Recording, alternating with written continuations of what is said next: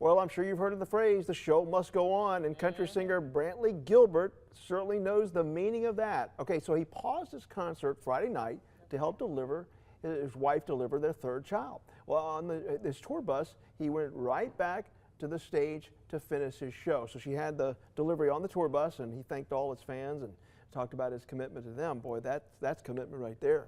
That is commitment. Yeah. We have former radio host Tony Kurre joining us right now on this Music Monday to talk about this. Yeah. What do you think about that? Yeah, That's commitment. So my wife and I adopted our first 2 kids, and then we had a biological. And I remember being at Brookwood, and my partner's like, "Why don't you call while she's giving birth?" Because we had a section, so we knew it was going to be a 719. And so I look at that, and I look back on that, and of course that was our third child because we had. So I would say that if this is the first child, don't do it. I don't think you can ever. I don't think you can ever take the high road enough with your wife. Right. To say, honey, I don't care if in the middle of a concert, this is all about you, because she is the most important thing. Yeah. It being the third child. You're okay. Because by the second you're getting better at the third, you're like, yeah, whatever. You get 6 or 7 of them. You're like, sure, you're fine. I'll be home on Tuesday. You know what I mean? I'm going to finish the tour. But it is a difference between, I think, the first, the second, the first, and third child. Yeah. Well, we talked about this before on the show, but in a different light. With Dr. Claypo was here once.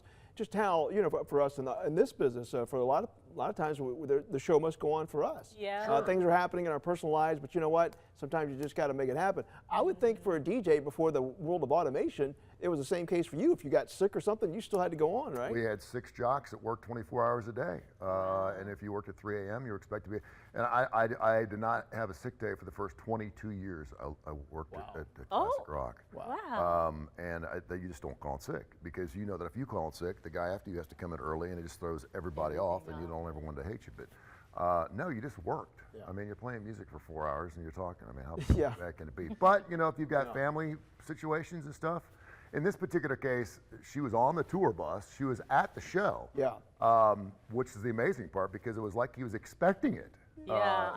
So what a great seller. Yeah. Good for him. So did you ever have a situation where you had to, the show must go on? I feel like, just like what you said, it's kind of like natural for us in this business to just keep rolling. Even if something's happening in our personal lives, we just have to. You're a public servant. Yeah. People expect to see your faces every morning to get their news, to get their information. Doesn't mean they want to see this face.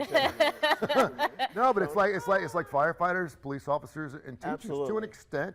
I know you guys would not put yourself in. No, definitely not. But I mean, you are expected to be here, and people will expect to see Mike Dubberly's beautiful face every morning. Every morning. No, but Tony Kurre, appreciate your pretty face joining us this morning. Thank you, and I will always be here for the show. All right. Thank you, Tony. We'll be right back. That was Extra.